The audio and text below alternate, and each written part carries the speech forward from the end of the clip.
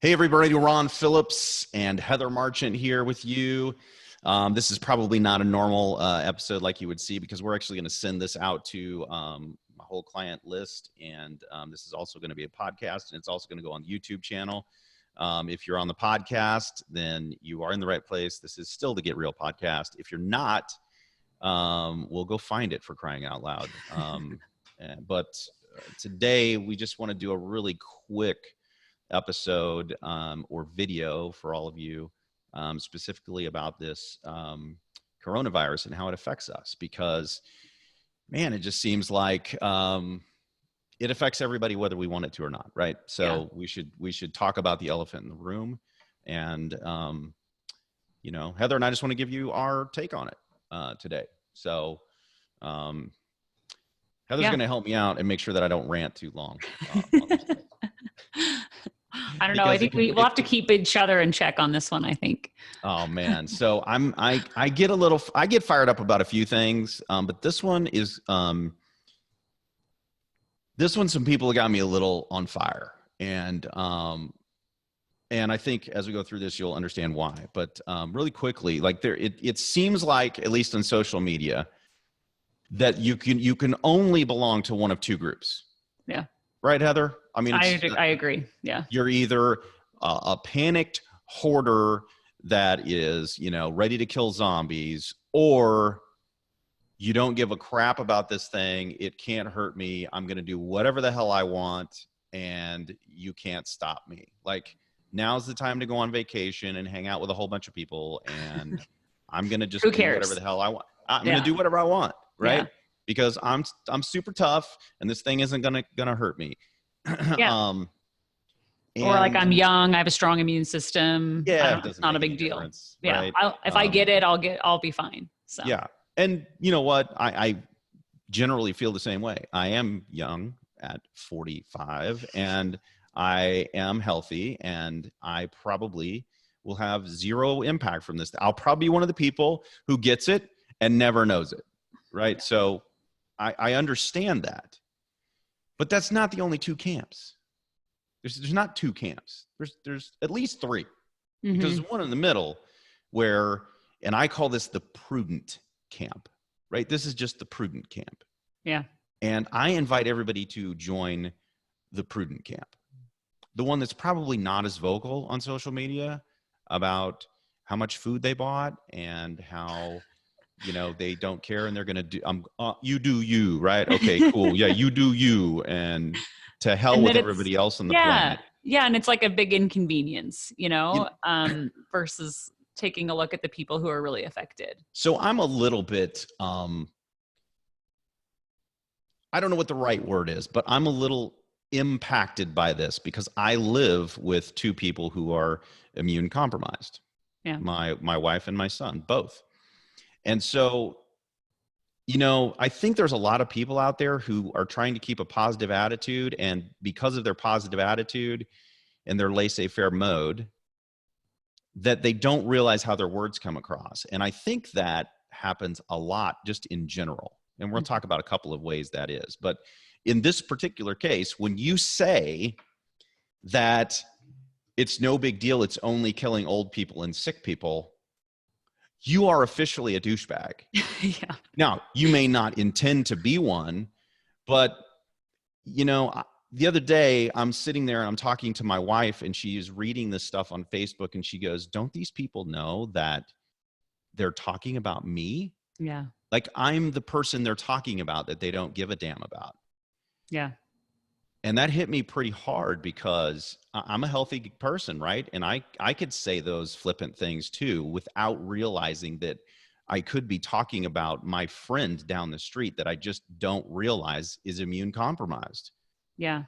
And then the other argument too, that it affects us individually, even if you are healthy, that if you get in a car accident, I mean, Ron and I were reading an article, I think it was yesterday, Ron, that if you get in a car accident and the hospitals are overrun with people who have this, that need, you know, ventilators, respirators, whatever, that you can't get the medical care that you need, or maybe that your child needs. Sorry, just all because we wanted to do you, right? You do you, go, you know, I'm about sick of the you do you crowd. I've about had it with them. I literally just had an earthquake. So sorry, my like face. Oh, yeah, and There's an that's the earth. second one today, right? So, Yeah. Whew. Okay. Relaxed. okay, take a breath, Heather. So, in a second, we'll get to what I think about this. But I've got a few more douchebags that I've got to call out in groups, right? So, nobody personally, I would certainly not do that. We had a whole segment on that, right? But these douchebag real estate people are pissing me off too, and I don't understand how they can't figure this out, right? Yeah. Same crowd, same you do you crowd is all out Yeah. there going, Sweet. oh, I can't wait, man. Bring the crash on, right? Bring it Yeah. on, because I'm gonna clean up and I'm gonna go out there and buy up all this real estate. And while I understand and I'm preparing to do the same thing, I'm not gonna go out on social media and tell all of the people who I claim now, in every other setting, they claim that they're helping people, right? Yeah. So if you're out there claiming that what you do for a living is a solution to the people's problems that are out there, and in another breath you're salivating about taking an awesome deal off the table which impacts these other folks, you're officially a douchebag. Yeah. Either you're helping people or you are a vulture. One of the Yeah. two. Figure out which camp. And then when you figure out the camp, just stay in your lane, right? If you want to be a predatory animal, then just state that all the time. And let's not pussyfoot around over in this other place over here where you're acting like a good human being, because really you're just a douchebag. Okay? Yeah. And it's I the same agree. thing with the people who talk about the tenants. We were talking about this earlier, Heather. You know, Yeah. That I had a client asking me about tenants and the tenants not being able to pay rent. And I had a reality check for myself because I've worked with Ron for 13 years. And about 6 or 7 of those 13 years, I was a tenant. And I rented. My husband was in school, in grad school, and I worked for Ron. And we didn't want to buy a house. We didn't know where we'd end up after grad school. But I had months of savings because that's just how I roll. And I took care of the place like it was my own. And sometimes when I talk to clients about tenants and they, make comments about how, they live paycheck to paycheck or what have you, not all tenants do, first of and all. some people who you would think are wealthy live Yeah. paycheck to paycheck. Yeah, So that's let's true. go ahead and judge the book by its cover again, Yeah, folks. that's And true. either way, why is it okay to talk about another human being that way? I just don't understand it, right? I mean, the tenants or these residents that are in our homes, they're on our team too. It's not us Yeah. versus them. They're in paying for your freaking house that you own, for crying out loud. Let's Yeah. give them a little bit of grace and stop talking to them as if they're sheep or some other kind of derogatory term that you come up with. Yeah. Man, I'm really sick of that. And it seems to be magnified by this, right? So here we have a crisis, and it's magnifying either the douchebag that you are or the kind human being that you are. And I want everybody who's listening to just be kind. Err on the side of being a decent human being, and think before you speak or write. Stop being a jerk. Yeah. Unless you're just a jerk, and then you do you, okay? That's true. Maybe it's just, who some people And that's are. fine. Just don't try to put your foot in the other camp. That's all I'm saying. Choose your side, and then you do you, okay? Yeah. I think one thing that would be great to cover for our clients is the opportunity that's available right now. There's always Yeah, opportunity in these crisis moments. One that I've seen with personally as well, because I'm buying a rental property right now, I'm in escrow, is the interest rates are killer low, and they bumped up a little bit, but they're expected to go back down.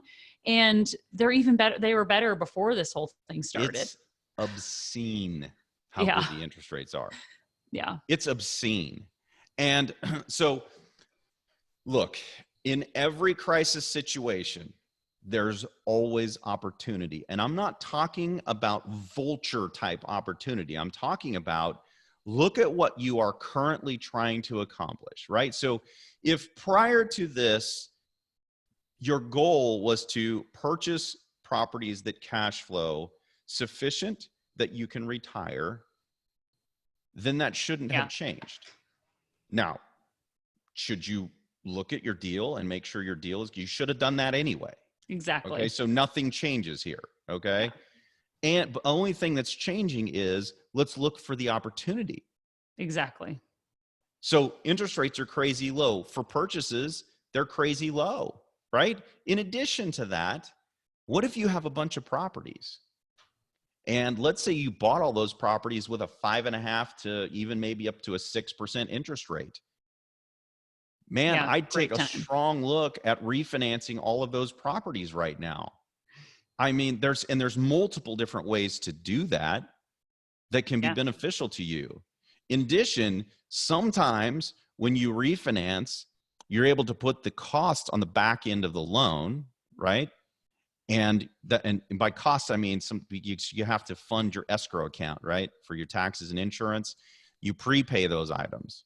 But when you refinance, that loan's sold to another lender. So your old escrow account many times can be refunded to you in the form of a check. You have to check with your lender and make sure that's the way it works. But if you can get a check and lower your payments, no brainer. Guys, I mean, there may be a massive opportunity here in the wake of this. And that's only one. So if you're in the panic camp right now, take the panic, put it away for a second, calm down, and look around you. There's opportunity in every crisis situation where you're not taking advantage of people, right? And a lot of you guys out there that are saying what you're saying, I know you're not meaning it the way that you're saying it. So just take a step back, think about what you're saying before you say it or before you write it, because most of you are helping people. There will be people who are in crisis during this financially, and where we can go in and be kind, be compassionate, and understanding of their situation, and we can make money and also help them rather than swoop in like a vulture and take advantage of them. Right? So Ron, what would you say to do if a tenant can't pay rent? Like maybe the property manager calls you and says the tenant has not been able to work due to this crisis and they can't pay rent. You know, that's really up to the individual. But here, let me tell you one thing that I just heard. We had a rather large investor that I was just talking to on a phone call this morning. And he said that he was going to lower everybody's rent in half for the next 2 months.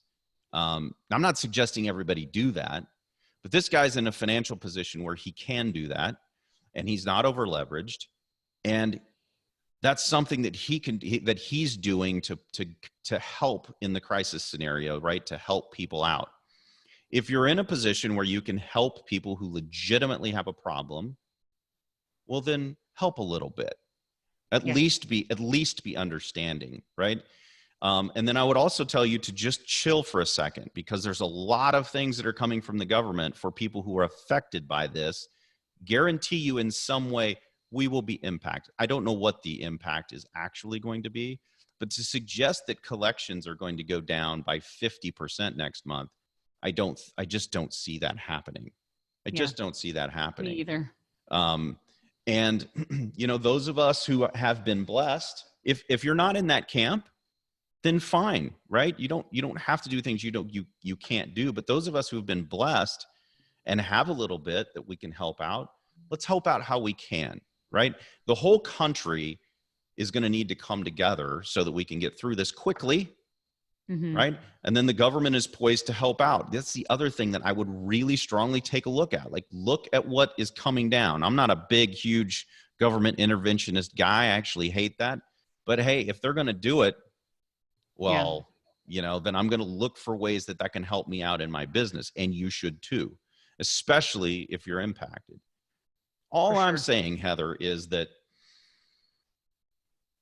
there's two ways you can look at this. You can look at it with faith, or you can look at it with fear. Yeah. I believe, and I read this this morning from Chris Clothier, is just a really good guy.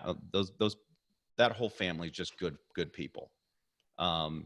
He wrote, look at things with fear to a point and then move forward with faith. And really what he's saying is be prudent, right? We can't put our head in the sand and pretend like the coronavirus is not going to impact us. It is going to impact us. So now that we know that, Yeah. that's the fear part. Now that we know that, let's figure it out. And then let's move forward with faith. Yeah. Right? And look for the opportunities that are going to be littered all about us. Yeah. Now's the time to lean in, not pull back.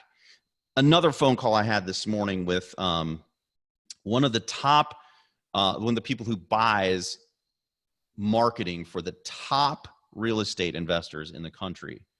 They all just doubled, tripled, quadrupled, and one of them quintupled their ad spend.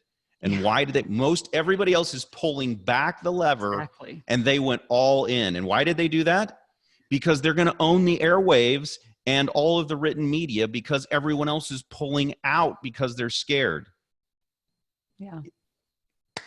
Guys, now's the time to lean in, not out. Yeah, I sent an email to my clients, or a segment of my clients, last night, and I included a quote from Warren Buffett: be fearful when others are greedy, and be greedy when others are fearful. I don't really love the word greed, but the concept I understand, right? That when other people are afraid, that's when you look for the opportunity, like you've been saying. So. Yep. And there's going to be opportunity everywhere, guys. Yeah. So listen, I just wanted to get that out there in front of you. If you're one of the people who's been posting things and you hadn't thought them through, and you heard a different perspective from someone who has some of the affected people in their home, and you probably didn't even know that they were impacted by this thing, then just clean it up, man. That's all I'm asking. Don't be a douchebag. Just don't. Yeah. And if you're one of the you do you people, man, just bring it down a couple of notches. It's just not necessary right now. Everybody needs to come together. And one more person out there, if you're the political freaking hack out there that is politicizing this whole thing, then you should burn in hell. I can't stand any of you people. Don't politicize this. It's impacting everybody. Okay. Every country. I mean, it is insane, the reach that this has across the globe. So to make this. And with that lovely note, we should probably sign off. Just remember, everybody, lean in, don't lean out. Lean in, always lean in. And be kind. Be kind. And man, if this is if you're listening to this on our podcast, then like the episode and share it with all of your friends. And if you're hearing this in some other place and you want to take a look at the podcast, it's called the Get Real Estate podcast. You can find it at getrealestatesuccess.com. We'd love your comments on this specifically. Email us back if you're getting this from our mailing list, and we'd love to hear from you. Thanks, everybody. Thanks.